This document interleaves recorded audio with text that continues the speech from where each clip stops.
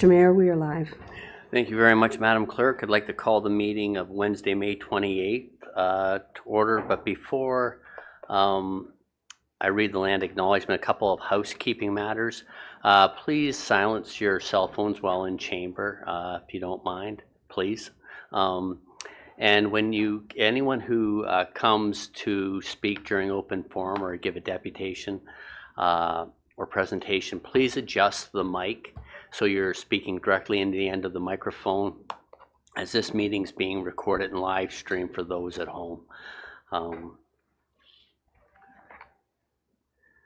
The Township of Oro-Medonte acknowledges that we are situated on the traditional land of the Anishinaabe people and ancestral territory of the Huron-Wendat.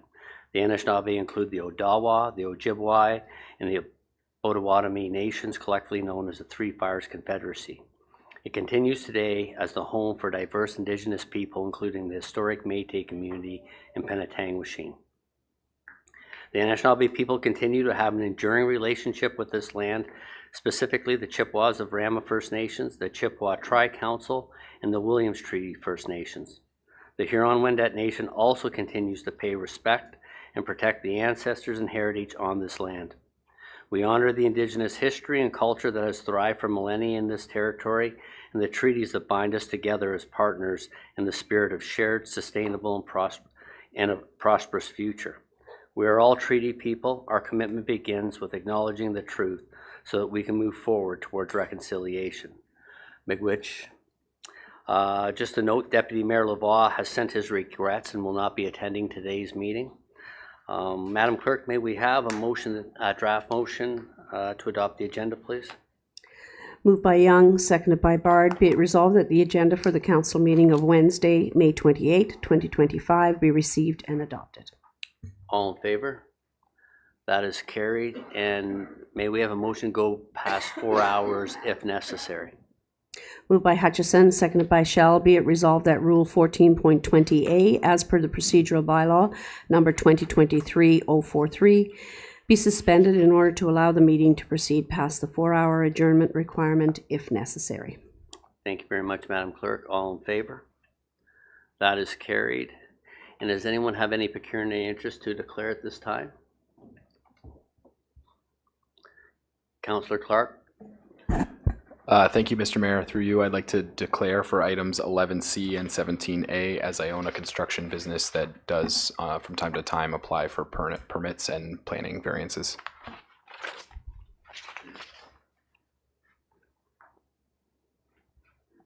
Thank you very much. And Councillor Shell.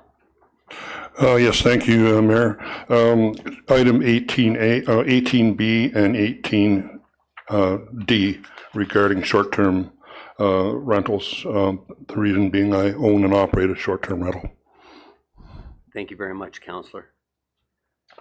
Any other ones? If anyone finds themselves in that situation at the time, just declare at that time and we'll recuse you at that point. Madam Clerk, may we have the draft motion for the 2 sets of minutes, please? Moved by Clark, seconded by Young. Be it resolved that the draft minutes of the Heritage Committee meeting held on Monday, May 12th, 2025 be received, and that the recommendations therein per motion number HC 250512-7 and HC 250512-9 be adopted, and that further to the correspondence dated May 21st, 2025 from the applicant per motion number HC 250512-08, that the request to withdraw the Cultural Heritage Resource Evaluation Form for Colson Church, 301 Horseshoe Valley Road West be accepted, and that the draft minutes of council meeting held on Wednesday, May 14th, 2025 be received and adopted as printed and circulated. Thank you very much, Madam Clerk. Are there any questions or comments to the amendments? Seeing none, I'll call the vote. All in favor? That is carried. And Madam Clerk, did we cover off? Yes, we did. Thank you very much. There are recognitions of achievements. We have none this week, and there's no public meetings. So we're now moving to item 8, deputations presentations. And we have Carmen Stumpo, President CEO of Soldiers Memorial Hospital. Would you like to come? You know, I sit on boards with you, and I struggle with a 2-syllable word. That's not good. No, that's okay. You're actually quite accurate in the Italian pronunciation, so thank you. Well, before you start, I do want to congratulate you on the fantastic news you and your team have received from the province with the next stage of the hospital. And I want to acknowledge that it has come with a lot of hard work by you and your team. So congratulations, and we look forward to moving that project forward. Thank you very much, Mayor Greenlaw. It's a pleasure to be here. Thank you for having us. Carmen Stumpo, President and CEO of Orillia Soldiers Memorial Hospital and resident of Ward 2. So today I'd like to provide a bit of an overview of what we've been able to achieve, a highlight of the hospital, and also a little bit of a sense of where we're going. So a bit first about who we are, and we play a really interesting role in the healthcare sphere. We are a local community hospital. That's what we do. We have a busy emerge, surgeries, births. These are all the typical things you will find in a local emerge. We also interact very well and integrate very well with primary care, home and community care, and many community services. So that is very local to the residents of this municipality, as well as others like Orillia, Ramera, and Severn. We're also a regional service. We have an extensive women and children's program that services everywhere from Parry Sound down to Barrie. We have critical care services, mental health, kidney care services. These are all regional expertise that we serve a much larger catchment area. So we really fit that space of being large enough to be relevant with many strong clinical services, but small enough that we maintain our community feel. I can't start without mentioning the winter we've had. We like to talk about the winter. We started off with a snowstorm in February, which really crippled the downtown core in Orillia, and followed up by an ice storm in late March, early April. Just like the communities around us rose to the occasion, I want to commend our teams at the hospital. We started the process on the Saturday, Sunday of the ice storm.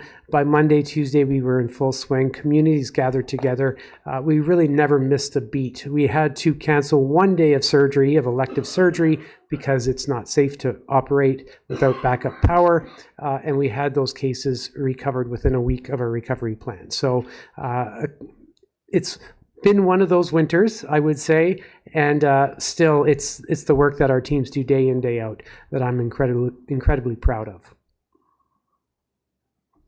So a sense of what are some of the statistics here. We just to give you a sense of the amount of activity, over 51,000 emerge visits. We are seeing higher and higher acuity, over 1,000 births. That trend has been consistent for some time.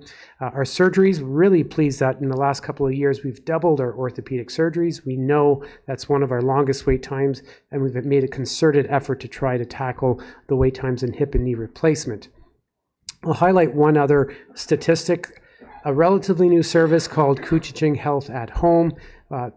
What we are able to do is extend care from the hospital into the community post-discharge. Last year, we served 402 patients. At any given time, there's 100 individuals being cared for in their homes by the hospital.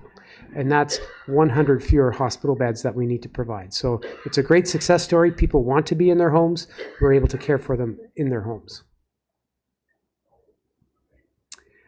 A little bit about what we're planning for. This is a graph that shows demographics of what we can anticipate in the population. And these are projections from the Ministry of Finance. What we see in the next 20 years is a dramatic growth in our seniors, in those 65 and older, including those 85 and older, is a cohort of the population we see growing.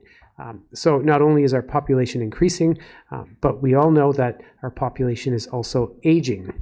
And if you compound the demographic factors with the fact that more people are living with more chronic diseases, in and of itself, not a terrible thing that we have longevity and we have people managing multiple diseases. That's progress in medicine. However, it does create more demand on health services. We also recognize that the uncertainty in the economic sphere, we know economics, poverty, the social determinants of health have a downstream implication on health. So we're preparing ourselves for what we see as a very busy future years to come. So how are we addressing this? We think our best means of success is through partnership. So with Aurelia Soldiers, in partnership with our Ontario Health Team, the Couchiching Ontario Health Team, we have been able to open, there's 3 samples here in the slide of clinics that have been opened in the last year. We've opened a chronic disease management clinic at the Family Health Team. We've opened a pediatric clinic in the County of Simcoe building on West Street to have access through the Ontario Works program. And we've opened a clinic for those that don't have access to primary care. Some of these clinics, in close partnership, I know there's the Huronia-led nurse practitioner clinic locally in Oro-Medonte. We work very closely with that team in terms of expanding clinic access and access to interprofessional team. Access to primary care is a hot topic for everyone. We are doing our part to support the Primary Care Action Team. Several weeks ago, we announced our relationship with the University of Toronto. We are now a family medicine teaching unit. We will triple the number of medical residents coming through the hospital as well as the primary care providers. We believe that if we train them, they will stay. It is our best avenue to recruit family doctors. We're really excited to get that launched. It's in partnership with physician leaders like Dr. Erica Catford and Dr. Heather Laxo. As a hospital, we provide some of the resources to some of the more consultative or specialist services within the hospital. It's a great partnership. We have some really high hopes that this will help support access to primary care by becoming a teaching hospital. I mentioned we've increased our surgeries. We've also had a very successful year this year in terms of awards. It's one thing to increase volumes, but it has to be done with high quality. And we were able to achieve an international award for quality in surgical care. Our teams are very proud of this. The combination of higher volumes, higher quality is what we want to see for our community. So, what's new in the hospital? This is a picture from the ice storm where the first of 2 announcements were made in terms of the new hospital. And last Friday, we had the absolute privilege of hosting the Premier, the Deputy Premier, Minister Dunlop, Attorney General Downey, and others to make the formal announcement for a planning grant for a new hospital. Planning grant is significant. We're now included in the capital budgeting process for the province to build a new hospital. The second component of that announcement, it was at Lakehead for a reason. Through our process of coming up with a preferred site, we've identified Lakehead University in some of their land adjacent in between the Rotary Place and Lakehead as the preferred site for the future hospital. And what I'd like to do is just provide a little bit of insight as to how we got to that conclusion. So one more slide. So it says stay tuned. When I had to submit the slides, we hadn't announced it yet. So now we've announced it, so you don't need to stay tuned anymore. We'll tell you all about it. So we started the process of site selection when over a year ago when we submitted an expression of interest. The requirements were we needed 25 acres of land, relatively flat, somewhere in Aurelia. Those were the criteria. We received some responses. We formed a site selection task force. This was comprising of board members, current and past. We invited community members, committee members of the hospital. Our community engagement committee had members. Our patient and family advisor had a member participate on it. We had city staff from the city of Aurelia who, with expertise in planning, all of which formed a committee. They were aware of all the details of planning, and what we asked them to do is oversee the process. So the way we approached it, we have technical criteria that an architect with tremendous expertise in hospital builds was able to apply technical criteria to topography and access and services. We also had community criteria. We surveyed our community, got over 1,100 responses to find out not which site is your favorite site, because you never you can never win that debate. Everyone's going to have a different opinion. What we asked was, what's most important to you? If you can give us the criteria of importance, we will apply the sites to those criteria so that we can hear what the community needs and what is most important. What we found in the criteria was access to highways was the number one, and parking was the number one. Again, very intuitive. Most people don't walk to the hospital for an acute care. They're either driven or they arrive in an ambulance. So we're able to, there was those criteria, we're able to insert those criteria as well. We evaluated, and the result of the evaluation, the weighting of the criteria and the scoring was overseen by the committee. That way we could be assured that the process was sound, we were asking the right questions, and once it was complete, it went to the hospital board for a decision.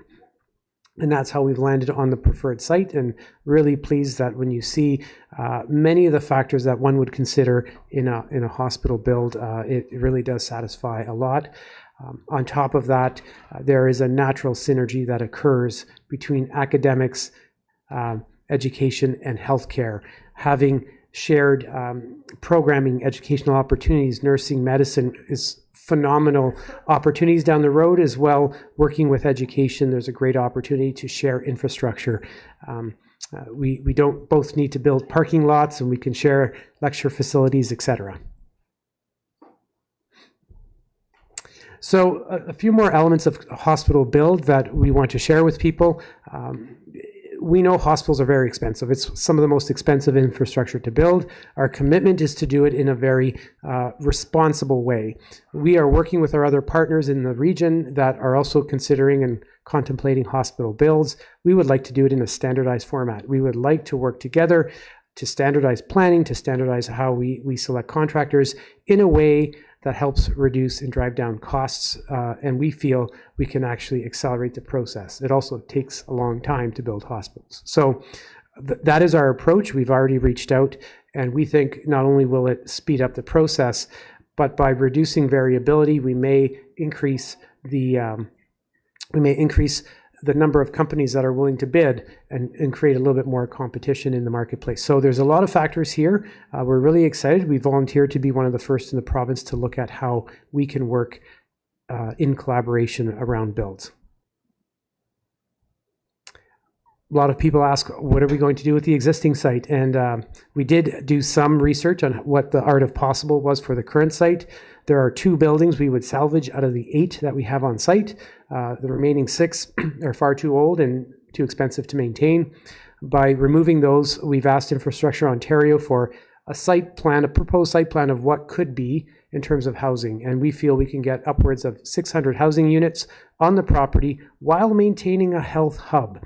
So our current community tower, our current emerge, it's too small to be an emerge into the future, but it would make a great walk-in clinic or ambulatory clinic. That's what we foresee in the future. We want to repurpose that space. We also feel we can create transitional care space. We have beds in that building.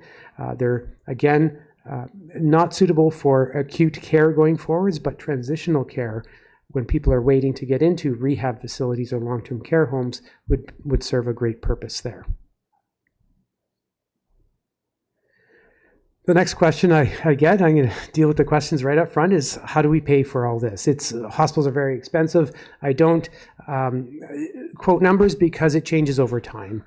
We see the cost of infrastructure rising, and our goal is the sooner we can build is the best way we can approach it. But if you look at it from proportions, in terms of who pays for what, the province of Ontario pays for the lion's share of a new hospital. They pay for 90% of the construction costs, and local share is 10% of construction and 100% of equipment.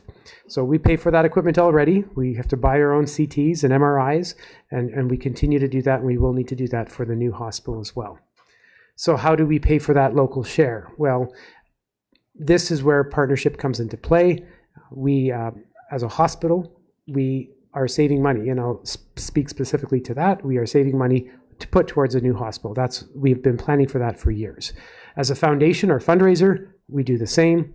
And there's also a municipal contribution. We work with the city of Orillia, and we work through the county of Simcoe we don't approach individual municipalities, but we will be working with the County of Simcoe on behalf of the Simcoe County Hospital Alliance. So a little bit more detail from a hospital perspective. We have a financial health strategy to turn a surplus every year so we can put savings into a new hospital. I can now say we closed our fiscal year and approved our financial statements last night, and we finished another year with a surplus, and we have a healthy balance sheet that we are able to apply to a future hospital. And it's that balance sheet that we'll continue to build as part of our local share. Similarly, the foundation is doing the same in fundraising. Last year, we had a landmark donation from the Weber Foundation, $3.3 million. We are assigning all of that money to a new hospital, and we've created a reserve fund for that purpose. So again, we feel that with planning in the long term, and just like homeowners that amortize their mortgage over 30 years, we will do the same. We have 30 years of planning to start saving and amassing the funds to pay for local share.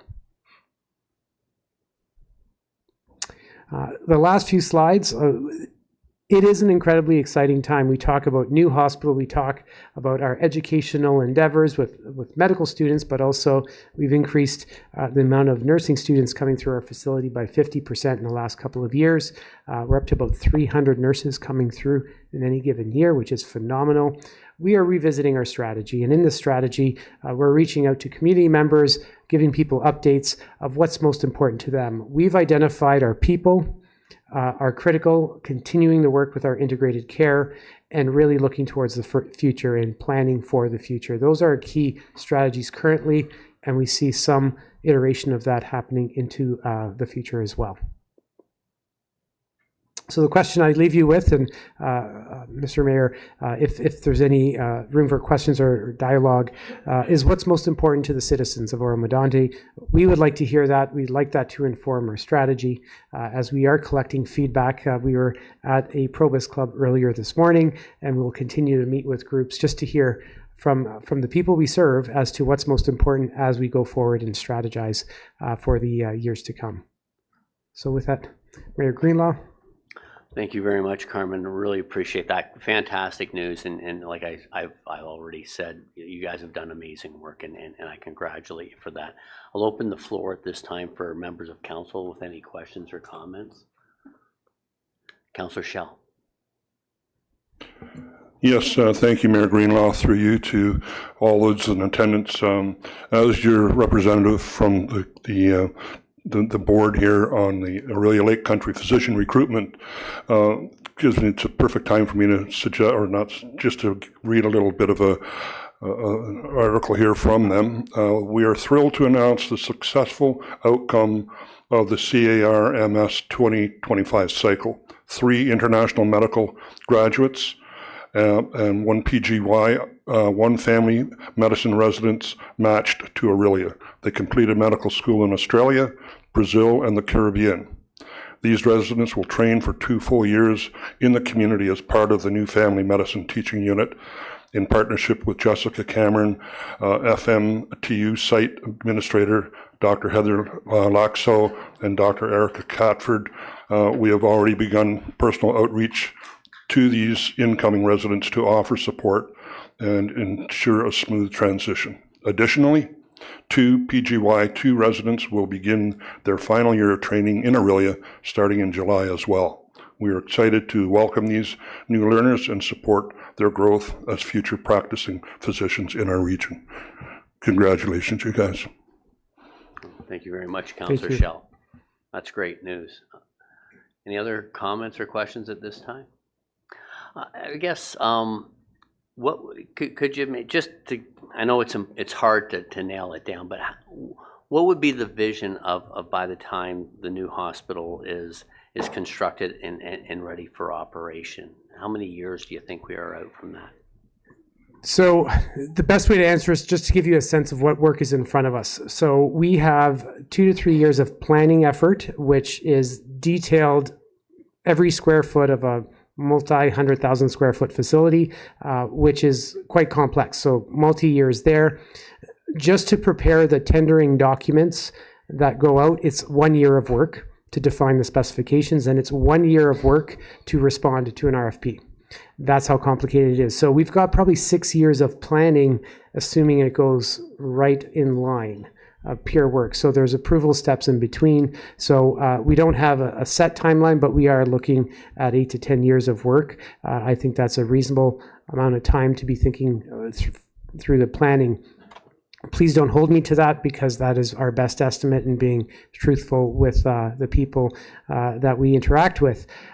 What I might suggest, which is significant in this case, having a location and having the certainty of the build allows us to make better decisions. And that's what we're really excited about. So not only will we start, we've started the fundraising, that's already begun in earnest. We will continue with the planning, because we continue to grow, and we're going to continue to grow for the next 8 to 10 years. So now we have a sense of how our strategy will modify.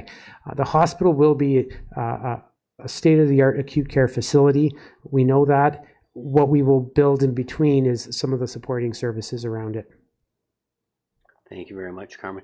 And the other question I have is understanding the site selection that you've picked, which is great, because it's almost interchangeable. It's the Oro-Medonte Soldiers Hospital. Not that I'd ever want to take away the memory component, but a lot of things, not unlike schools or other institutions that we have to build with provincial money, by the time the hospital's up with the growth rate anticipated for the area, have they taken into consideration the expansion component that may be necessary with the lot that they've chosen at this time? So, great question through the mayor. We currently reside on 9 acres of land. We're looking at 25. So it's a significant increase. And when you design from scratch, you can design it purpose-built. So it's not a collection, a piecemeal of multiple buildings. What is inherent in the build is your replacement strategy. So it's not just about thinking about what it's going to look like when we open. We need to be thinking about the replacement strategy in 50 to 60 years. So we cannot landlock ourselves into a place where we do a disservice to the next generation of hospitals. So we will and are thinking about that as we speak in the design. So there's a logical place for growth. There's a logical place for renewal. And that's part of the challenge we see today. If you look at our site, it's so landlocked, it's hard to get at some of the newer buildings because they're wedged in between immovable objects, if you will. Okay. And the final question, I don't mean to hog the floor, but from a fundraising component, what responsibility is put on the local municipalities in the city of Orillia from a financing component above and beyond of what the province comes to the table with? So there are rules around requests, and for municipalities like Oro-Medonte, we work through the County of Simcoe. And there's been an allocation made by the County of Simcoe, so that's where we would allocate the dollars from. And there's a process where hospitals get together. We met yesterday as a group and presented to the county. That's where the appropriate decisions are made for the allocations that would reflect those from Oro-Medonte. The city of Orillia is outside of that process, and there would be a direct request, and we would work through that process with them. So that's to come in terms of our local share discussions. So we will see that. We know the expense is high. We're going to look at this as a value proposition. We think in partnership with an educational facility, with other community providers, we can create great value for the organization and great value for the community. We are the largest employer, and we see that opportunity. The economic benefits, the spin-offs with, quite frankly, the largest infrastructure project of this area, we see a lot of positives out of it as well. No. Well, thank you for taking time to come and present. I agree. This is a very, very important piece, because the hospital is something we all depend on at one time or another. As much as we hope we never end up there, but it's nice to know that it's there and that it's properly equipped and maintained with the right physicians to take care of our needs. So thank you very much. Wish you all the best of luck, and encourage good time for you to make the presentation, so there's lots of people that you have explained the story and needs, and those that are in the position. It's a great organization to make donations towards, so thank you very much. Thank you.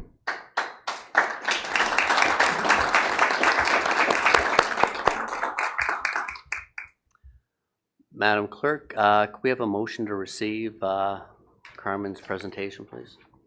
Moved by Bard, seconded by Hutchison. Be it resolved that the deputation presented by Carmen Stupo, President and CEO of Soldiers, Aurelia Soldiers Memorial Hospital, update to hospital redevelopment planning, be received. All in favor? That is carried. We're now item 9, identification from the public of an agenda item of interest to be moved forward. So if there's anyone that is not staying for the full meeting or needs something bumped up on the agenda, if you can identify it now. If not, we'll just continue on. Oh, sorry. Yes, Ms. Voorhees. 15A. 15A.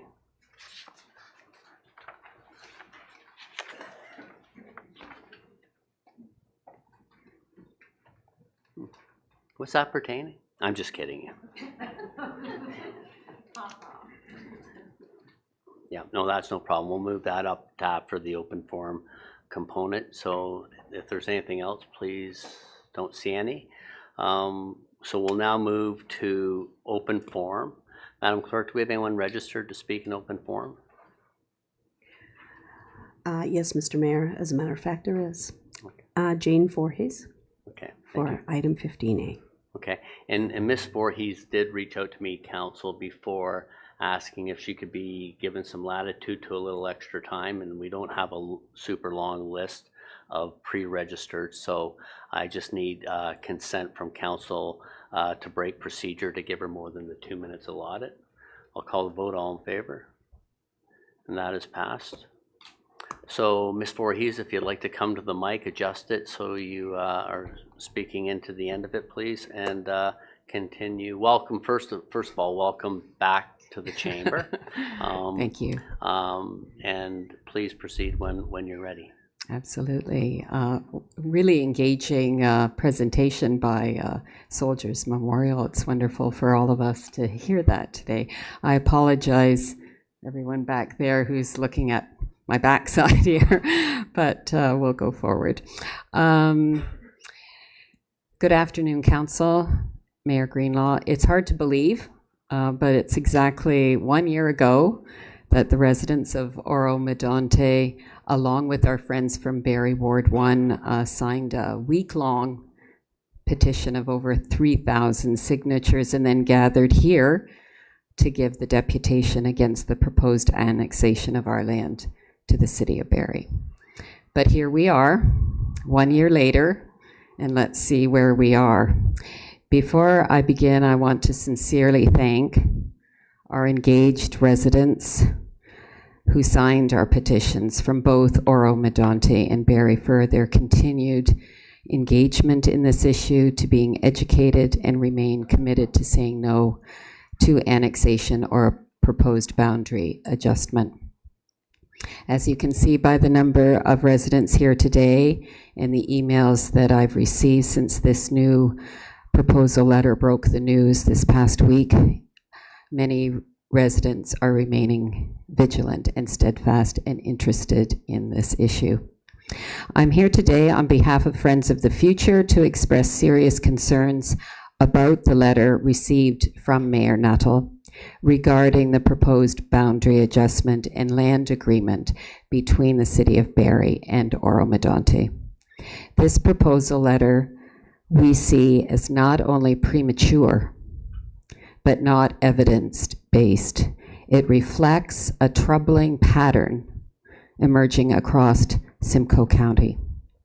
Just last week, we witnessed a very highly controversial boundary adjustment deal between Springwater and Barrie, advanced unilaterally between the mayors Alex Nuttall and Jennifer Coughlin using strong mayor powers.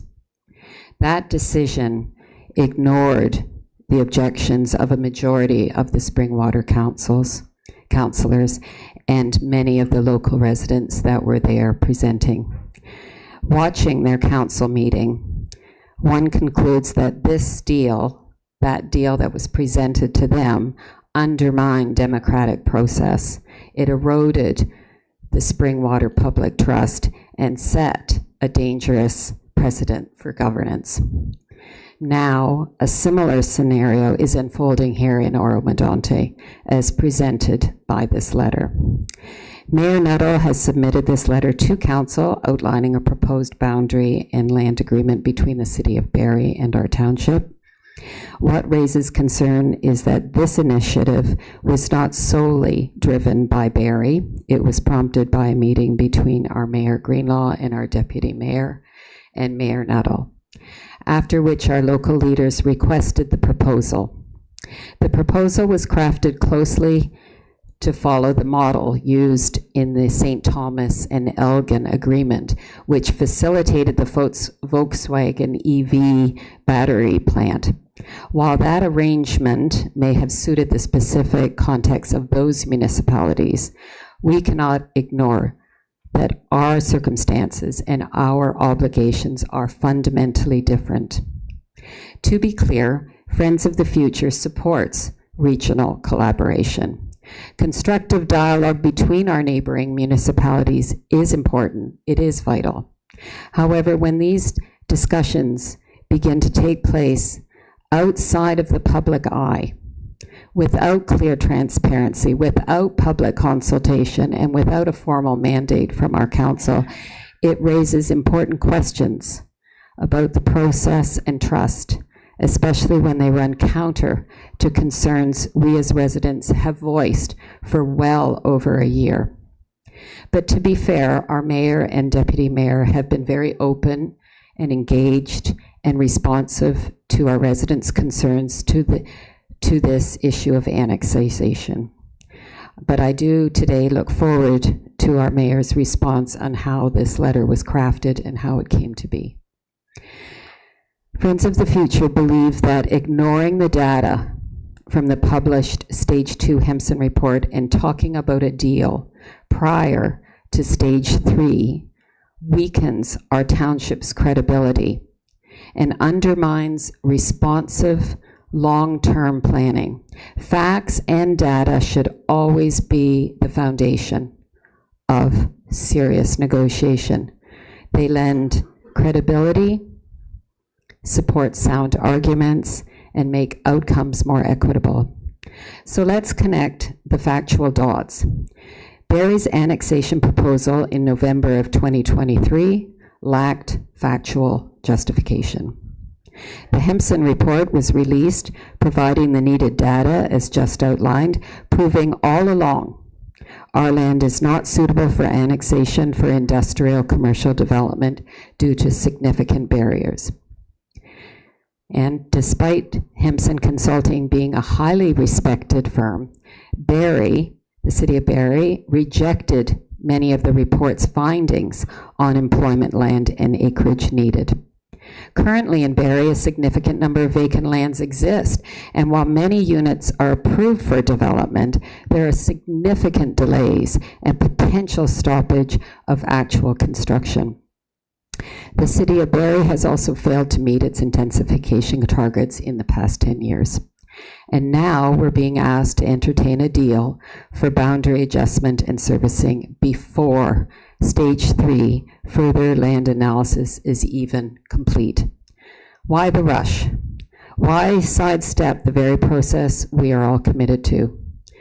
Rushing into a deal with Barrie before finishing the Hempson study work with the provincial land facilitator and without meaningful public consultation is not strategic leadership or sound planning. It's surrender, and I believe it could be a trap. It allows Barrie to avoid scrutiny and secure land without providing a legitimate need. It hands over control of our future without full data, proper due diligence, or the voice of our community.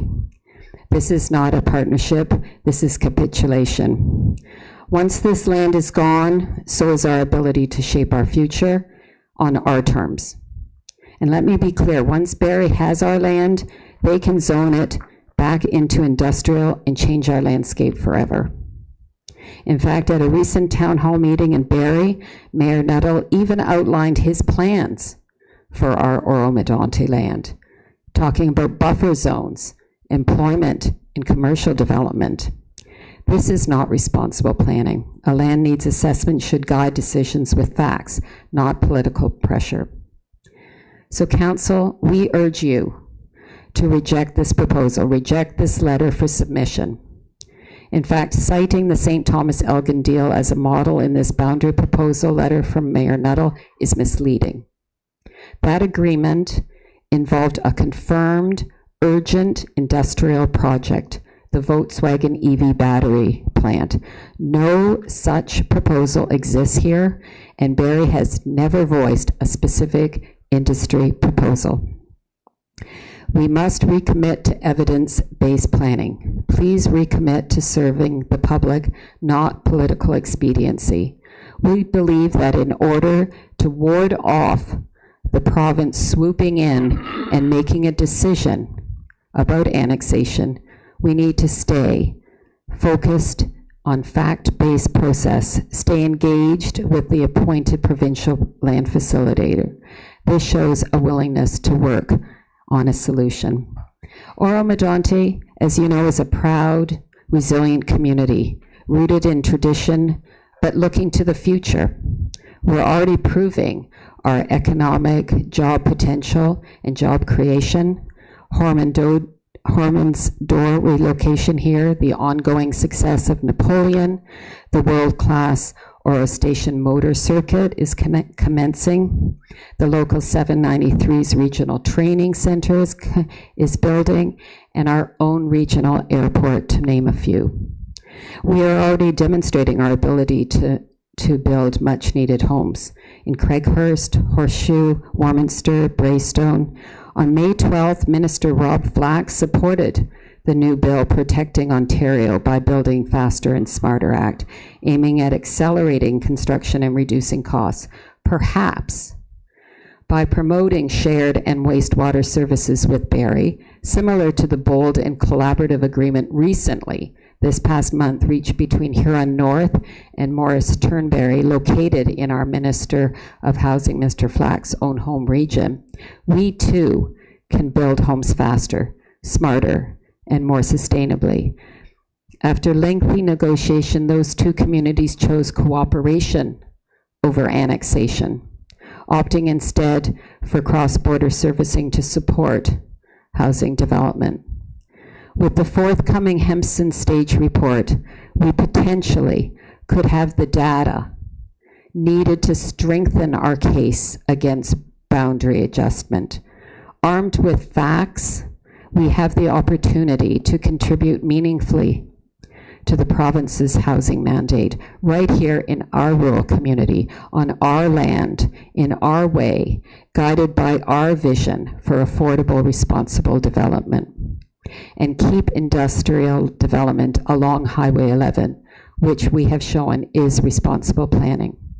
We need to stand confidently against annexation or border adjustment, negotiating using evidence-based. We as Oro residents do value our connection to Barrie, its shops, its events, its urban energy. And we as a community offer Barrie something special in return. Rural beauty, nature trails, ski and bike hike trails, farming, fairs, and community spirit. But in the words of our Prime Minister, some things are not for sale.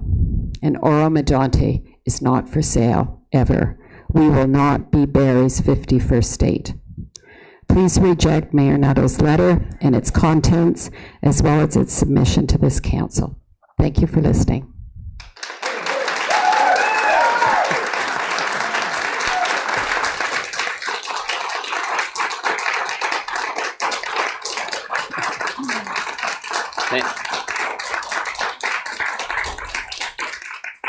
Thank you much. Just for we don't get that kind of response very often. So You know, if there's any questions of clarity any council members have, or Ms. Voorhees, you can ask them at this time.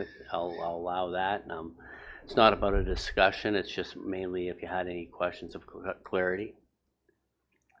So the only comment I'll make, and I'll be brief because it's on the agenda, we'll deal with next, but our meetings were there simply because as we move through the facilitation process, which we are not deviating from, that's not what the purpose was. Barrie was of the assumption that they had made an offer. We didn't think there had been an official offer put on the table, so we asked them to put it on paper, and that's basically what it was, and they put something on paper. There's still many questions that need to be answered, and we will stay with the facilitation process. We will respectfully, after discussing it with the council, reply back to Barrie. But I think at the end of the day, what Oro-Medonte has not changed its position in any way, shape, or form. We went into this based on following the Planning Act and good planning principles. It's fact-based. We continue to stay fact-based. The facts don't change our position at this time. But as I said, we could have new facts come forth at any time. This council will collectively make whatever decision is to be made in the future, because this council is very open-minded. We look at things through a logical, common sense perspective, taking the Planning Act and policies into consideration. And I think it would be disrespectful at this point to remove council's individual weight of a vote by using strong merit powers. It would be, to me, it would be disrespectful to me as the leader of this council to remove their vote at this time. And I think we have a very, like I said, we have a very smart, a very logical council, and we will do the best thing for the sustainability, not just for Oro-Medonte, but the entire region. And I think that's what it comes down to. It's about what is the best path forward for each municipality, the city of Barrie, the county of Simcoe, and the province. And right now, the number one mandate with the environment that seems to be in existence is very different than it was 2 years ago. But what has not changed is housing is still the number one priority. So I think that's where the focus should lie. And but like I said, we're going into stage 3. There was a bit of a hiatus because of the election. But we will start back up with a facilitator within the next week and a half. So thank you for your comments, and this is what's important for the public to come forth and give us the feedback, because we are here to act on the best interest of the people who have elected us to our position. Thank you for listening, and I'm not sure whether there's more people that want to stand up in open forum or not. Yeah, we'll address that now. So all right, thank you very much, everyone. I appreciate it, and thank you, residents. So, Madam Clerk, was there anyone else registered? No, Mr. Mayor, there's not. Okay, so what I'll do now is I will open the floor to any other people who would like to speak to any of the items, including the one that Ms. Voorhees has covered off very well, to come to the mic. The standard rule is 2 minutes. We've given leniency, so we will give some leniency. We ask that you try not to be repetitive, and when you come to the mic, adjust it so you're speaking into it, and give your name, please.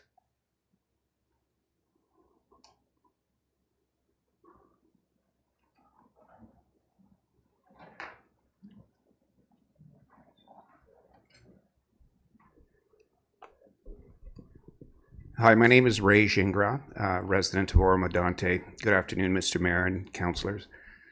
I just wanted to ask some questions and make a request pursuant to a report that is coming later from Brent Spagnol on the fees for site plan applications and zoning bylaw amendments and official plan amendments. We submitted an application earlier this year, and we were told just recently that we would not be grandfathered, so we would be subject to the new fees on June 2nd. If that is the case, which I'm not sure it is, we would ask that council consider grandfathering all of those applicants who submitted their applications prior to the June 2nd deadline. I just think that it leads to an unfair result. If the timelines were out of our control, we only received the report, I think, on May 20th, and then we had a phone call on May 23rd is when we received the report. We had a phone call after that, and that's where we learned that we would be subject to these new fees. So I guess if that is the case, I'm asking that anyone who submitted their applications prior to the June 2nd deadline be grandfathered, or otherwise that we make an exception and grandfather ours simply because this has been going on since January of 2025. Thank you. Okay. Thank you very much, sir. Okay, so is there anyone else who wishes to speak to any of the items on the agenda? You're a quiet bunch. Clap well, but you're a quiet bunch. So, yes, no, she did. No. So, okay, so that concludes the open forum segment. We're going to take a 10-minute break and then we'll resume council. Okay, so Madam Clerk.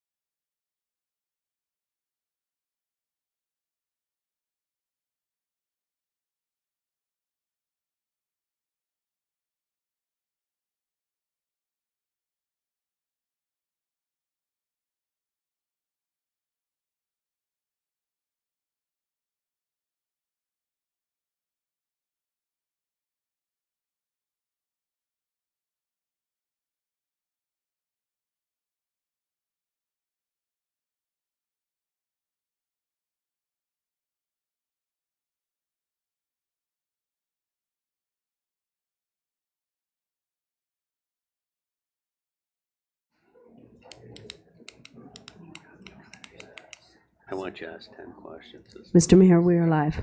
Thank you very much, Madam Clerk. Okay, so just let me get the lights on here. There we go. Madam Clerk, we're now at item 15. Mr. Binns, would you like to provide a summary of contents, please, to this matter?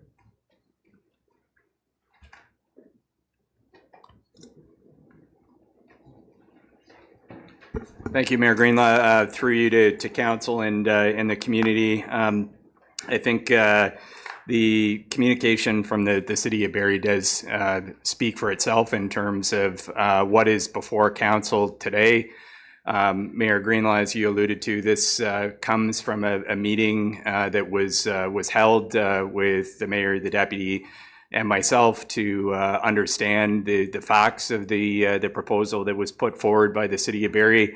And I think I'll just start in saying that I think there's a lot of misconceptions in terms of an agreement and tabling an agreement for council's consideration. This is really just a high-level proposal, I think, with general terms and principles that have been outlined by the City of Barrie for council's consideration, and just that.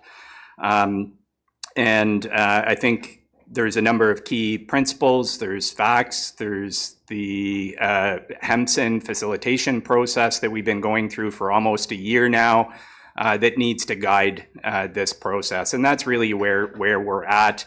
The comment was made earlier about this being premature, and I certainly think that it is premature to contemplate what an agreement would look like, because we don't have the facts. Last council meeting, we reported on the Stage 3 HEMSIN proposal in the work plan for that process that really will look at the planning justification, the needs, and how this will shape Oro-Medonte, how this will shape Springwater, the City of Barrie, and the county. And that's a critical consideration when we're talking about something like a boundary adjustment or annexation that will reshape our community now and shape our community in the future. So it really does need to be grounded in fact. Mayor Greenlaw, that's really, I think, a summary of kind of where we're at in the process. There is a motion that is prepared for council. I think it's important that as part of this process that council identifies and our community identifies the principles that are important for us to move forward on. And you've heard some of that today with planning justification, in fact, consideration and due regard for transparency in public process, the environment.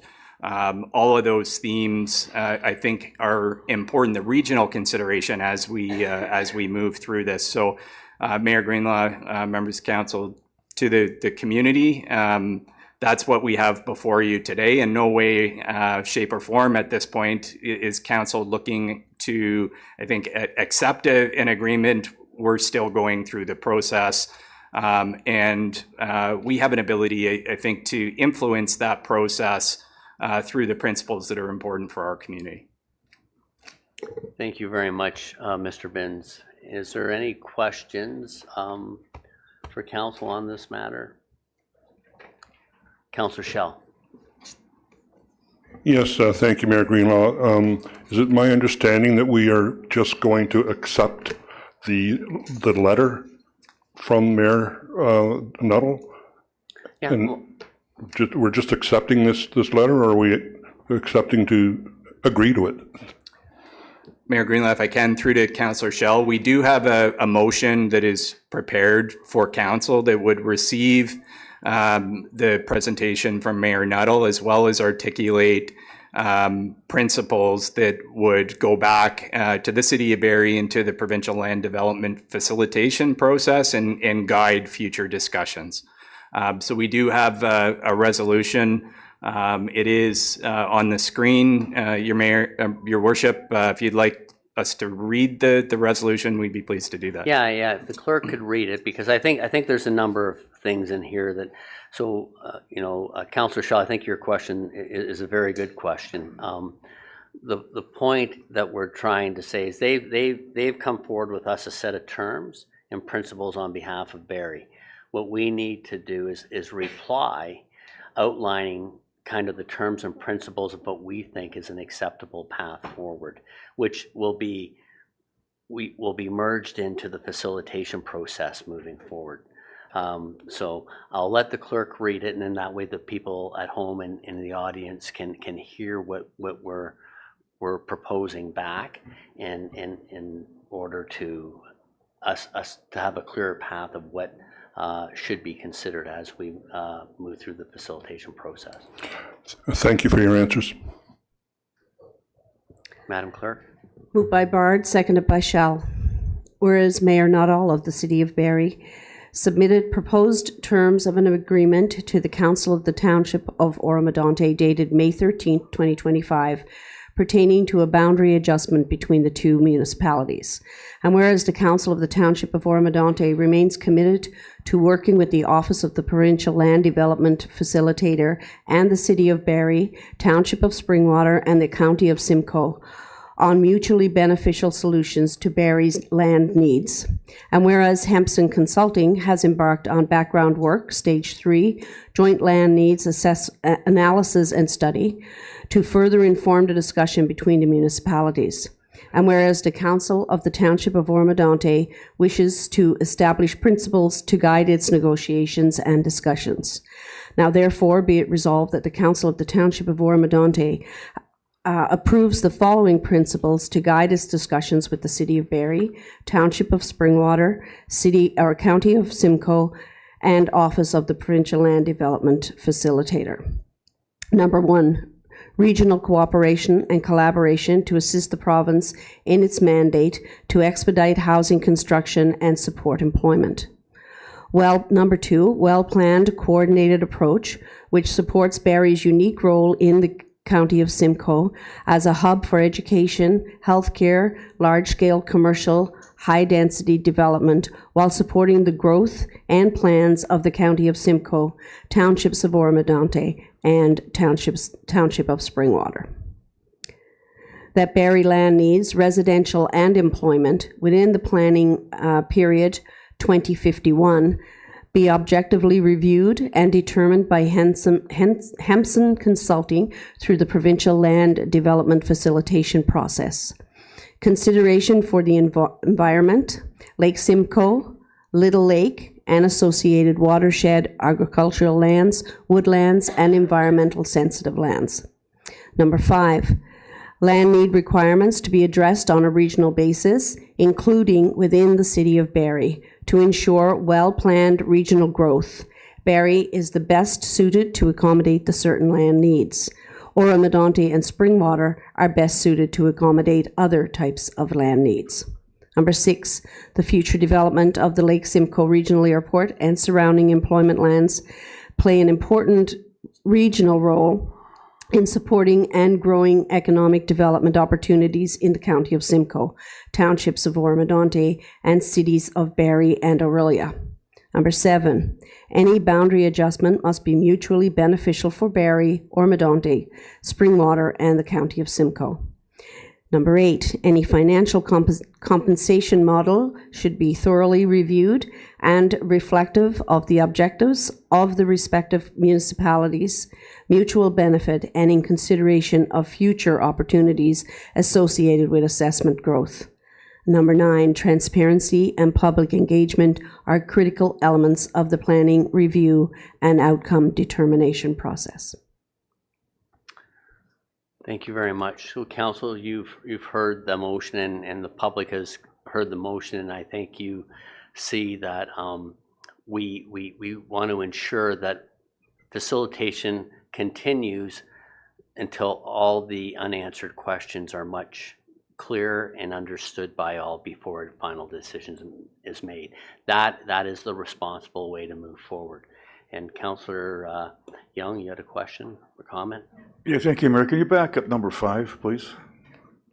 I believe it was... Okay. Land need requirements. How about number 3? The Barrie land needs, residential and employment within the planning. Yeah, there was an acknowledgement there someplace, and you were reading it, and I read it. that they need land, and it sort of goes against everything we've stated here. That, but I note that it was mentioning 51. In 20, yes. So number 3, the Barrie land needs residential and employment within the planning period 2051 be objectively reviewed and determined by Henson Consulting through the provincial land development facilitation process. Could you go to number 6? 6 again, please. I just want to make sure that. Number 6? Yeah, hang on. Just reading it here. It just there was an acknowledgement someplace in there that they needed the land now, and I think again that it goes against what we're aware of right now, that they do have the land for. Well, what it states is that they have. It was identified in the Hempson report that they had enough industrial land to 2051. Yeah, I'm aware of and, that. Okay. and their concern is they didn't have shovel-ready land at this point, but it was identified within the report that they were addressing how to handle that matter. Perhaps you're speaking to number 5 through you, Mr. Mayor, to Councillor Young. Did we already read that one? Land need requirements to be addressed on the regional basis, including within the City of Barrie, to ensure well-planned regional growth. Barrie is the best suited to accommodate certain land needs. Oro-Medonte and Springwater are best suited to accommodate other types of land needs. Is that the one you were speaking of? Thank you. Perhaps I misread it, but I thought I read that. Go ahead, sorry. CEO Benz. Thank you, Mayor Greenlaw. If I could just clarify, the Stage 2 Hempson report identified 2 scenarios for land needs as part of that phase of the study. The first was Barrie's planned density, which identified 265 hectares of community area land and 125 hectares of employment area land requirements. And then the second scenario was a typical suburban density, which community area lands were 630 and 300 hectares of employment lands. And as Mayor Greenlaw was alluding to, that was after the 2051 time horizon, although the report did highlight that there was challenges in the short term and that Barrie had plans to address those challenges. So that's really the fact as we know it now, that there's a density problem in the city of Barrie that requires further analysis that will come in the Stage 3 Hempson report. And really what the motion is saying in terms of principles is the land needs should be thoroughly and objectively assessed. And you'll recall from the presentation at the last council meeting that talked about the scope of that Stage 3 analysis, servicing capacity, some of the environmental considerations, and looking at different growth scenarios would be part of that. Yeah. So what the motion is saying is that before we talk about how much land and what type of use on land, there should be, the starting point really should be that planning analysis to determine the problem that we're trying to solve here. Okay, thank you. Perhaps I misread that. Thank you for the clarification. Okay, so I think at the end of the day, the most important thing that we all need to take consideration of is that Barrie's proposal should not and cannot negatively impact the economic development of its municipal neighbors in the county of Simcoe. So the economic development model has changed significantly in the last 6 months, let alone within the last 2 years, because of the tariff wars and the rhetoric coming from our neighbors south of us. So I think we have to realistically look at does the need exist that's being identified? And this is what hopefully will get flushed out and confirmed in Stage 3 of the facilitation process. You know, it'll be a much deeper dive with other things being taken into consideration. with that which has already been identified in phase 1 and 2, where there isn't a lack of employment land in the city of Barrie at this time. There is a concern and an issue to address in regards to shovel ready. But by the time things get built, whether it's in Springwater or Oro-Medonte, you're 10 to 15 years out by the time the processes have been gone through properly. But I think this, if council's in support of the motion that's on the floor, then I would say we vote on it and we can respond after. So Councillor Clark and then Councillor Schell. Okay. Okay, for those people out there that are wanting to know, how much longer do we have to negotiate before the provincial mediator steps in and makes the decision? Well, I don't think that clock has been started. I think at this point we're in a facilitation process, and I can't confidently say that stage 3 is the final process. I don't think that's been clearly articulated to all the parties. So I think as long as we are trying to, I think the province's standpoint or position on this is they would like to see an agreement worked out amongst the municipalities and the county. So I think at the end of the day, they're looking to the lower tiers of government to work it out amongst themselves rather than engage and come in a more forceful manner. Councillor Clark. Thank you, Mr. Mayor, through you and to my colleagues and the chamber as well. I think in not so many words, what this motion is doing is it's establishing our continued belief in how this process should go. So the city of Barrie has now made an offer and we say thank you for the offer.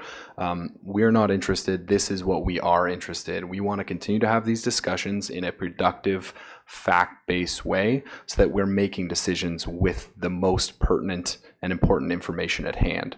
We're not saying, no, this will never work. It's, okay, let's come to the table at a common place of facts so that we can come up with the best solution for the area as a whole.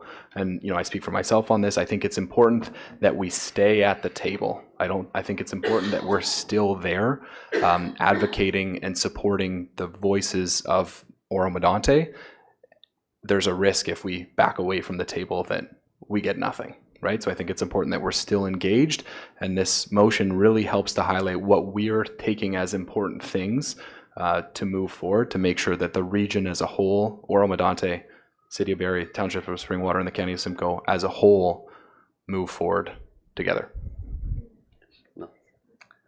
No, very well said. No, I agree. And the one thing I will state, because there was some confusion from some ministers of us walking. We've never walked from the table. We've been at the table from day one, and we've never deviated from it. And we continue to base everything 100% on the facts that have been either presented by Hempson and stay consistent with the Planning Act. You're good? Okay. Any other comments at this time? Okay, so you've heard the motion. I'll call the vote. All in favor? That is carried, and you can mark that unanimous, please. So I do want to thank my council members for being very involved in this throughout the process from day one and providing candid feedback and staying in constant communication with all your residents. Okay, so we're now going to take that 5-minute break that we were going to take prior to. But I'm glad and thank you everyone who has shown up to deal with this matter, because this, like every matter on the agenda, is very important that we get your public feedback and engagement as we move through it. Thank you.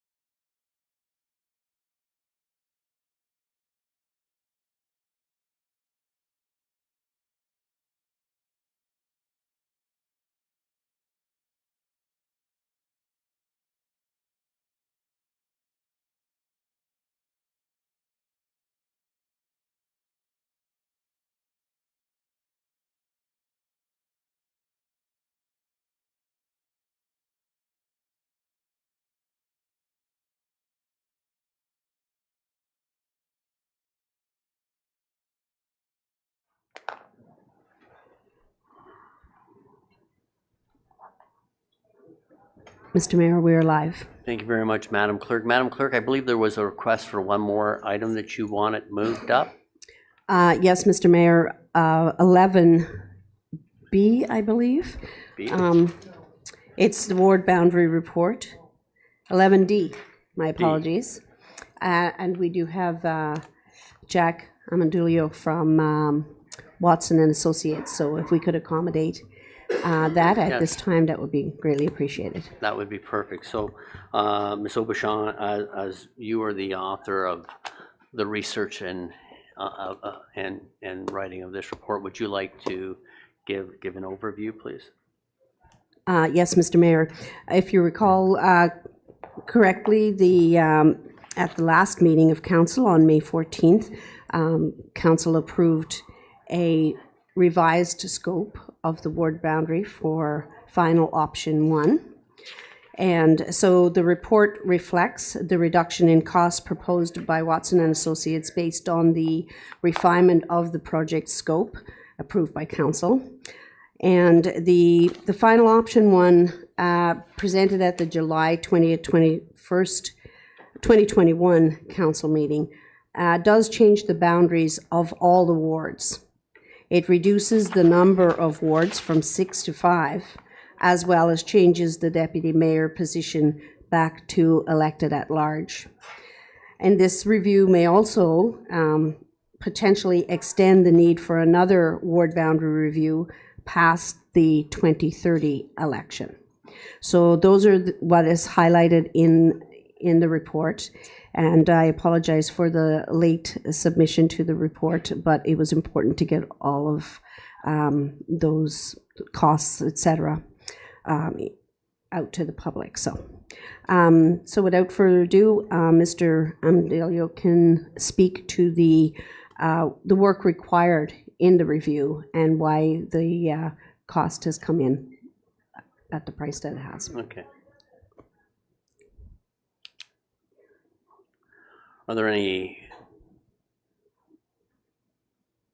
Council, do you have any comments at this time? And is Mr. Amendolia? Amendolia,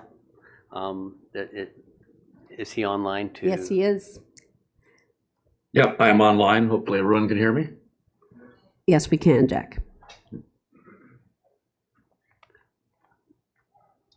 Go ahead when you're ready. Yeah, okay. So I was just asked to come and speak to council. Hello, everyone.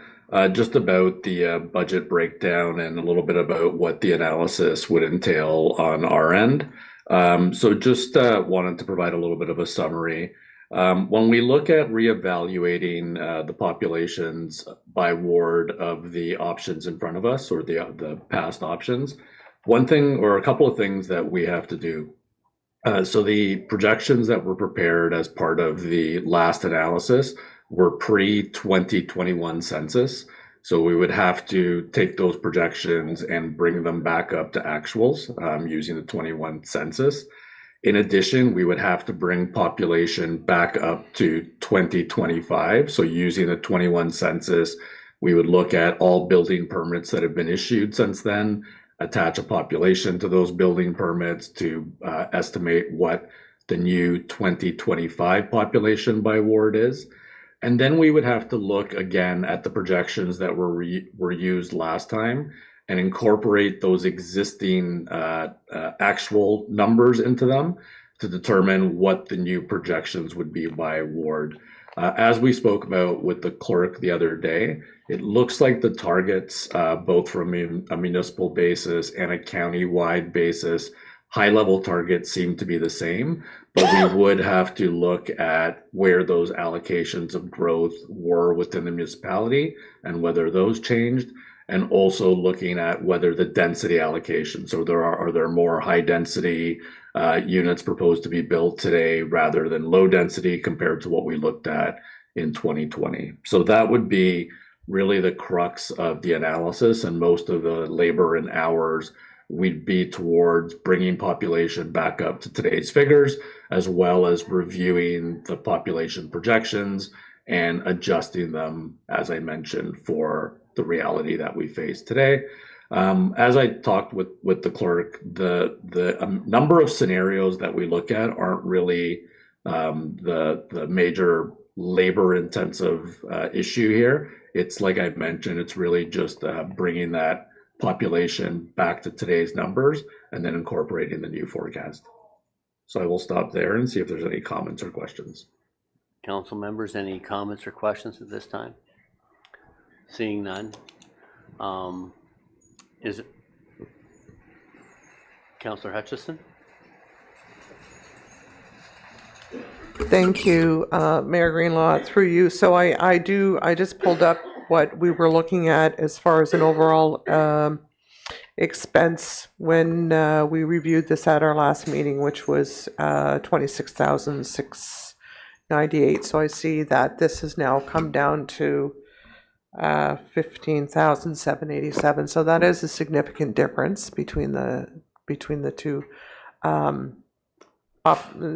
two options. So just in reviewing what you've presented, Mr. Amendola, I think for myself, I see that this would be sufficient, I believe, to gather the information that we had discussed at the previous meeting. So I thank you for that. Any members of council? No other questions?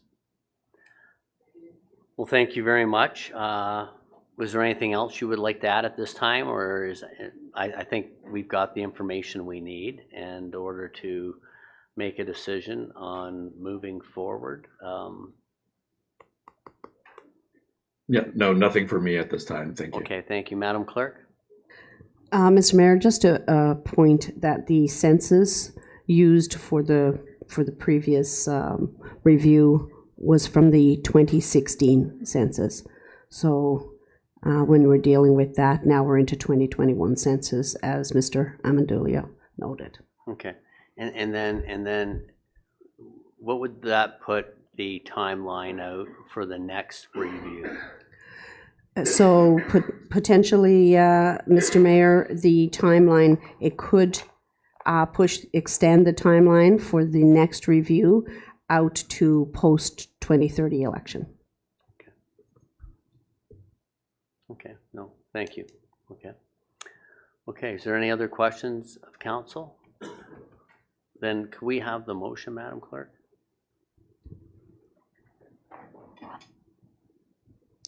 Moved by Young, seconded by Shell. Be it resolved that CS 2025-10, Yvonne Aubuchon, Clerk, re Council Composition and Ward Boundary Cost and Timelines updated, be received and adopted.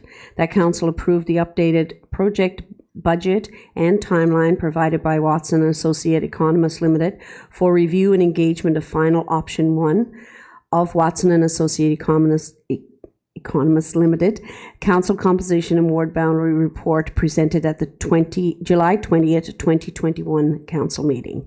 That the budget overrun necessary to complete the review and engagement be approved and funded from the Budget Contingency Reserve if necessary. That Watson and Associate Economists Limited be advised of Council's decision, and that the Director of Corporate Services be authorized to execute a contract as outlined with Watson and Associate Economists Limited. Any questions or comments regarding the motion? I'll call the vote. All in favor? That is carried. Thank you very much, and thank you very much for your time. And I apologize for the delay. We got into a bit of a lengthy discussion on a prior item. Not at all. Thank you very much, Mayor and Council. Have a nice night. Thank you. Okay. So, Madam Clerk, we'll now go back to item 11A. May we have a motion for 11A, please?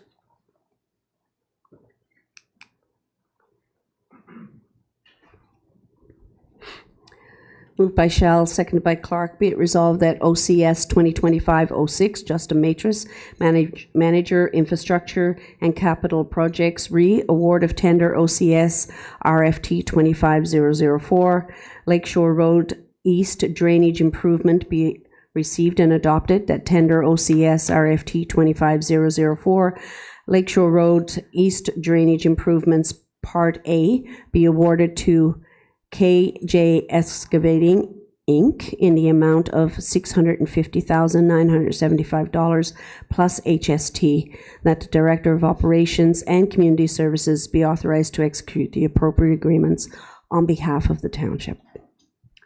Thank you very much, Madam Clerk. Is there any, the floor is open for discussion at this time. Does anyone have any questions or comments regarding this item? None? Okay, then I'll call the vote. All in favor? Any opposed? Seeing none, that is passed, Madam Clerk. May we have a motion for 11B? Moved by Hutchison, seconded by Young. Be it resolved that OCS 2025-07, Roz Llewellyn, Manager of Community Services, Municipal Asset Naming Policy be received and adopted. That policy POL PR 15 be approved and enacted as presented. Council members, the floor is open for discussion or comments or questions. Seeing none, then I'll call the vote. All in favor? That is carried. And we have a draft motion for 11C, Madam Clerk. Mr. Mayor, if you recall, in open forum, there was a request. Would you like me to read the full motion as it was presented in the report? Well, I'm going to ask you, is it a lengthy motion? No. Then read it, and if everybody can't remember it, then you can ask the clerk afterwards, but and then you can deal with the repercussions. Okay. Moved by Shell, seconded by Hutchison. Be it resolved that DS 2025-053, Brent Spagnell, Director of Development Services, fees and charges update building and planning recommendation be received and adopted as amended. That council supports the changes recommended in DS 2025-053 to come into force and effect on June 2nd, 2025. That staff bring forward the appropriate draft bylaw for council's consideration.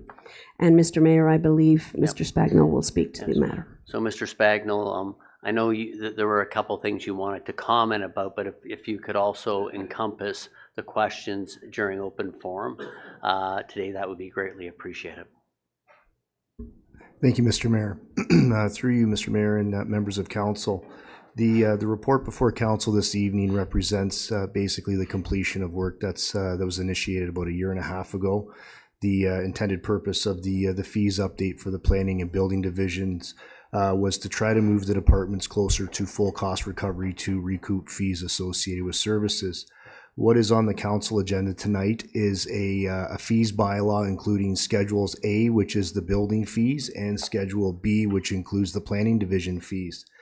What staff is recommending is that council provide endorsement and adoption of that bylaw, which would in effect bring the fees into effect on June 2nd, 2025. One matter of clarification, and it's more of a clarification on the schedule. The planning related schedule, so Schedule B, there was an omission in that schedule that staff would like to advise council of. There is a need to include a $600 fee for applications for zoning bylaw amendments that are conditions of approval of a previous application. That is a reduced fee given that the application or the matter would have already been before Development Services Committee. It was never intended to be left off the schedule, so staff are presenting that as an amendment to the schedule that's being provided for council this evening. The other matter that was related brought to the attention of staff from Mr. and Mrs. Gingras, staff have had a chance to review that matter. Essentially, the way the process would work is if Mr. and Mrs. Gingras submitted their applications for official plan amendments, zoning bylaw amendments ahead of the June 2nd date, the fee that is in place prior to that date would be the fee that would be paid. And essentially what would happen is the applicants would need to provide additional reports to get to a point of having a complete application. That would be the same process for any applicants who come in and submit applications prior to the June 2nd date, because that is the fee that is in effect prior to June 2nd. So that is covered under the fees and charges bylaw. The one aspect of that is that the fees and charges bylaw essentially establishes a 1-year time frame Basically, any applications that are stale for that 1 year would essentially be closed. So in essence, what this would do is allow applicants like Mr. and Mrs. Gingras a 1 year time frame to submit application supporting reports for their application, which in essence, under the existing fees bylaw, which is the lesser, would allow them some time to finalize and complete their application so that they can be processed as per normal course under the Planning Act. I'm available to answer any questions that council may have with respect to the report or the matter that was raised by Mr. and Mrs. Gingras. And I'd like to add as well that also applies for any building permit fees that are submitted. Okay. The date of application, that's the date, the fees that are in place at that time are the fees that will be applied to those applications. Thank you. Okay. Councillor Young. Yeah, thank you, Mayor. What is the difference in terms of money between the current fee structure and after June 2nd? Well, how much money are we talking about here? Through you, Mr. Mayor, to Councillor Young. For example, a zoning bylaw amendment, a straight zoning bylaw amendment is around $4,500 under the new fees. The existing fees, I believe, is $2,700, but that includes $2,700, but that includes a refund. So it is a significant increase when you compare the application fees. So, you know, staff can appreciate the request that's come in, and essentially under the fees and charges bylaw, there is the ability to accept the fees under the current rate while the applications are processed over the next year. Yeah, thank you, Brent. Thank you very much for that explanation, clarity. Any other questions from members of council at this time? Seeing none, I'll call the vote. All in favor? That is carried. And now we'll, that was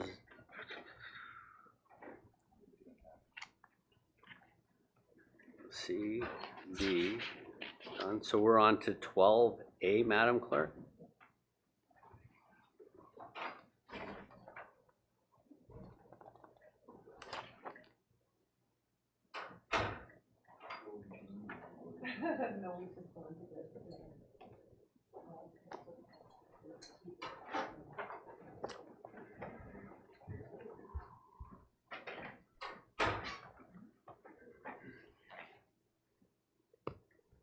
Okay, I believe we're at 12A. We did D. We've been jumping around a bit just to Mr. Mayor, we've done all of 11A, B, C, C and so D. we're at Yeah, 12. so 12, Yes. 12A. Yes. Members of council, are there any questions for Mr. Shelsworth or Mrs. Jacoby in respect to the two reports?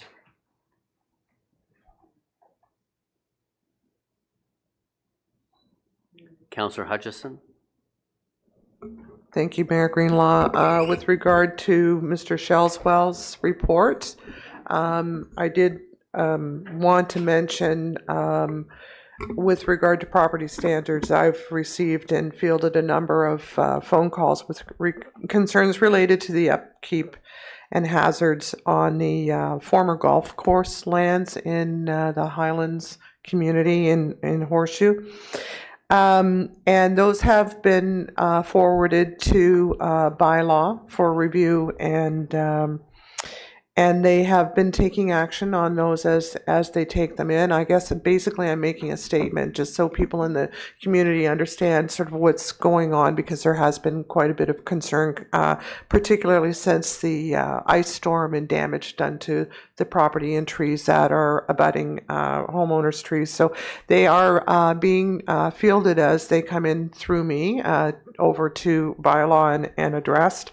And I would just ensure that people understand they can certainly forward any concerns to me, and they will be forwarded to that department, and that they are actively following up on those and providing information back to residents as to how to deal with those hazards as they come forward. So I did want to just put that out so that people in the community understood that they're being taken seriously, and that they are being addressed.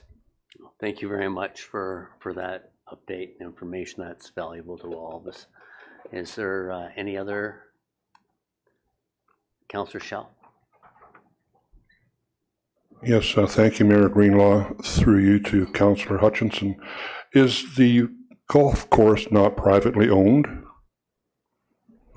Is that the property we're talking about? Yes, it is privately owned. Is it private property? Yes, it's private property, but there's property standards that homeowners have to abide by, and if you look at the bylaw, anything in particular, hazardous trees or things onto a neighboring property, the municipality does look to work with the property owner to deal with such things, and so they are going through that process right now.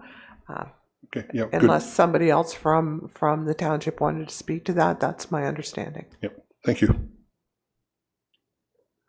Thank you very much. No, and even though it is private property, it's a liability, and that the golf course, since it's been shut down, it's being used by motorcyclists, people that walk trails. So there's a lot of potential hazards or problems that could evolve. But you know what, I know it's not our property, but we're trying to do our due diligence as a municipality. Yes, supplemental, please. Yeah, please go ahead. Yeah, that's why I brought the question up, because I'm hearing, I'm not in your ward, but I'm hearing from other people around that the people are trespassing on this private property with their dirt bikes and all these other things, and they're complaining. I just see it's a double-edged sword here. I don't understand.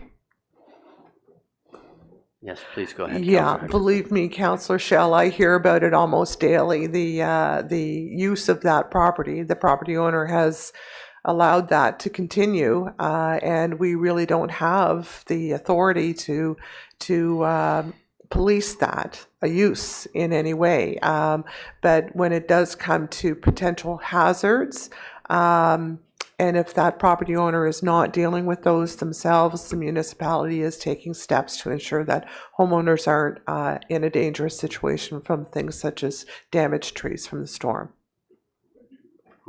Thank you. Okay, if there's no more questions, yeah, no, sorry. Do you want to speak to the other one, Councillor Hutchison? Well, I was just hoping perhaps Ms. Jacoby could just kind of go over the next steps in the Zone 1 integration so that we can have a good understanding of what those steps look like for the community. Michelle?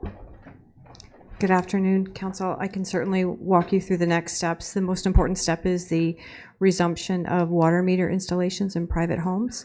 Notices will go out only to those properties that are impacted at this particular time, and we will be asking those property owners to make an appointment online, and then we'll address water meter installations in the general area of Cathedral Pines and Pine Ridge Trail at this stage. The information today is a formal resumption of the project. It's not intended to be a technical work plan moving forward, and the areas again that we're focusing on right now are Cathedral Pines, finishing up that area, and Pine Ridge Trail. Supplemental? Yes. Thank you very much, Ms. Jacoby. We've had many conversations about this integration, so I really appreciate that. And I do know that people in the community are asking questions about, when their streets may be done. And through our conversation, I now understand better how this is done through a staging process. And as the integration happens, you have to test and ensure that everything's working properly before going on to the next stages. So I guess my question would be to you, will we receive sort of a regular report back out from you like this, so as you do have a better timeline on further work and integration and further streets being involved, is that something that we would be able to receive here at Council so we can get that out to the community? Absolutely, we can do that. I would expect we would come back to Council probably in September with confirmation of that first connection being October 1st. And we would also be reporting through regular corporate project status reporting as well. And again, it's just really important to understand that if you don't get a notice, we're not in your zone yet. Supplemental. Yes, and I just want to say thank you very much for all the work that's been going into this. I know this project, I think we were talking about dates, and it began around 2016. I know that I've spoken with former councillors, both Mr. and Mrs. Kutash, and with Councillor Beach, and they've all been involved in some way through their terms of council in this project, and here I am now, and you're finally getting it through the finish line. And you know, in the community, it's still a divisive situation. We have some people that are still not comfortable with the decisions that have been made by previous councils and this council, but I have to support the decisions that we're making. I have to support the staff in this. It was agreed upon that we were going to go through with this matter, and I'm looking forward to seeing that integration take place so that we've got safe and a reliable system, and that I'm not getting phone calls any further about the system being down. And I just wanted to mention that today alone, I've received 2 very supportive emails from residents of Zone 1 who are very excited to get this moving forward. And, you know, they're saying, can I go first? So, you know, there's a lot of people in the Zone 1 community who are very anxious to have this move forward. So I want to say thank you to all the hard work. I also would add, thank you very much, Councillor Hutchison, but also staff have updated the landing page for this project and for this private drinking water system. So there will be information available on the website as well. And again, it's been updated as of yesterday. Thank you very much, Councillor Young. Thank you, Mayor. I just noticed now that the price has dropped quite a bit. The cost has dropped quite a bit to 5 and change, I guess it is, from originally 9 and change and then 7 and change. Why such a dramatic decrease in the cost? The price has not changed since the bylaw came into effect in 2019. Okay, thank you. I misread that, obviously, the report itself. I think there was a component at one time that he may have been referring to where it was to work in the full build out of the area. Was that a potential? I believe what you're referring to is when we originally talked about that integration fee, there was a couple prices put on the table. Ultimately, in 2019, the fees and charges bylaw remains the same as today. We did a fee review in 2024 to validate that number, and it has remained unchanged. Okay, perfect. Okay, thank you. You just read the one-time fee there of 5 and change. That's all. And I wasn't sure how that applied. Thank you. So you're fine? That's good. Okay. So if there's any other questions at this time, seeing none, Madam Clerk, we have a motion to receive both reports, please. Moved by Clark, seconded by Bard. Be it resolved that the reports as listed under item number 12, reports of municipal officers for information only, be received. All in favor? That is carried. And now we're on item 13, reports of and announcements of members of council. Are there any updates of members of council regarding your partners and agencies? Well, I'm just going to update a couple just so we don't just fly through this too quickly. But the LCR, Lake Simcoe Regional Conservation Authority meeting, they just closed their 2024 financial audit statement, which was clean, and they reported a $2.6 million surplus that's in their reserves. And also CAO Baldwin gave the strategic plan update to the board, and the 2026 budget they anticipate will be about a 2.66% increase. So that is all I have to report from Lake Simcoe. Seeing there's nothing else there, we'll move on to the consent agenda. agenda. Is there anything that anyone needs to have polled or wants to speak or make comment to anything on the consent agenda? Seeing none, the only thing I'd like to draw attention to, and we don't have to pull it, I'll just make a comment, and that would be, excuse me, item 14E, to acknowledge the support from MPP Dunlop and Minister Flack in supporting the township's emergency response and recovery.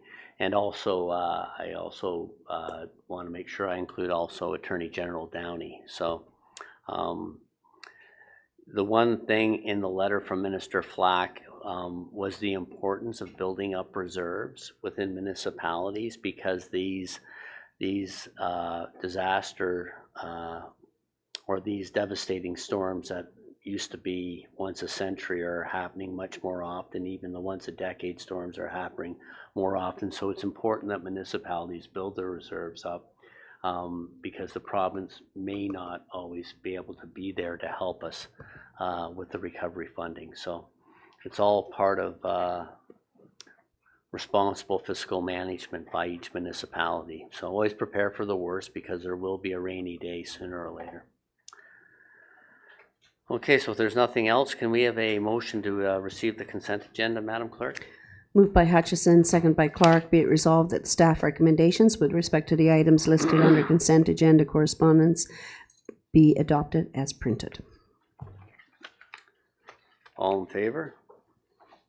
That is carried. So we're now on to item 15, communication petitions. Mr. Binns, would you like to provide a summary comments in regards to this? Well, we've covered that. Sorry, we did that earlier. I was wondering what the confusing look on your face was, Madam Clerk. We have no notice of motions. Bylaws, members of council, are there any comments or questions? May we have the draft motion for the bylaw, please, Madam Clerk? Moved by Shell, seconded by Young. Be it resolved that bylaw number 2025-048 be passed in open council on the 28th of May, 2025. Okay. All in favor? That is carried. Closed session.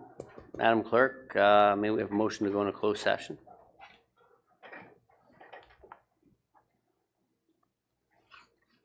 Sorry, Mr. Mayor. Oh, motion to go in closed. Close 18A. 18A, yes. Moved by Young, seconded by Hutchison. Be it resolved that we do now go in closed session at 5:05 p.m. to discuss litigation affecting the municipality, solicitor-client privilege, short-term rentals, STRs, litigation affecting the municipality, legal update. Okay. All in favor? That is carried.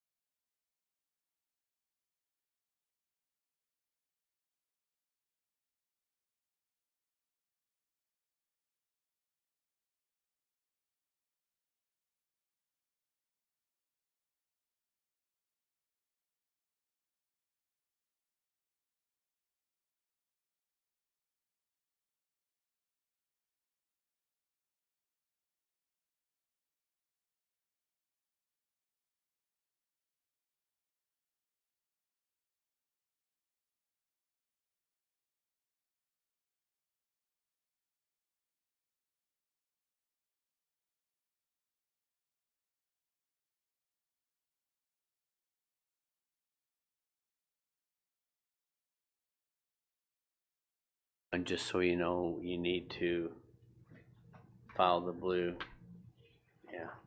pages. Mr. Mayor, we are live. Thank you very much, Madam Clerk. May we have a motion to rise and report out, please? Moved by Young, seconded by Bard. Be it resolved that we do now rise at 6:12 p.m. and report on closed session items 18B and C. All in favor? That is carried, and may we have a motion, may have a draft motion for item 18B, please? Moved by Hutchison, seconded by Young.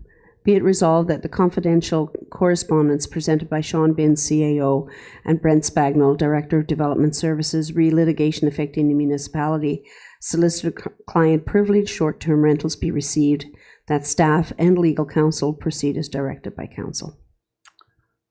All in favor?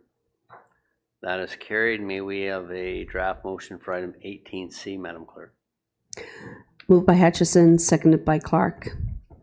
Be it resolved that the confidential verbal information correspondence presented by Sean Binns, CAO, re-litigation affecting the municipality legal update be received. All in favor? That is carried. And may we have a draft motion for the confirmation bylaw, please?